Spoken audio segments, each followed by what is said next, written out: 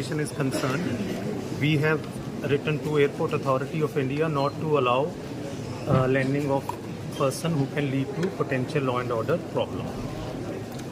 But it is said that, in fact, the Airport Authority of India has not agreed. Is it something like that? No.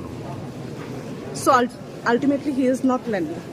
As far as information as of now is concerned, even Agartala Airport, they have rescinded permission for him to fly out of Agartala to Umroi. But he may fly to Guwahati. And then whether he takes road route, we cannot comment on that. But you are the SP of Ribhoi, so will you ensure that he don't enter Meghalaya? Because I spoke to CS, Chief Secretary, yesterday, and he said that government will ensure that he doesn't enter. Yes, that is why we are here for, to ensure that law and order prevails and no such person who vitiates the environment is allowed. I heard you telling the NGO leaders that if he by chance land, then you will ensure that he don't enter, means he don't come out. See, airport doesn't belong to the state government.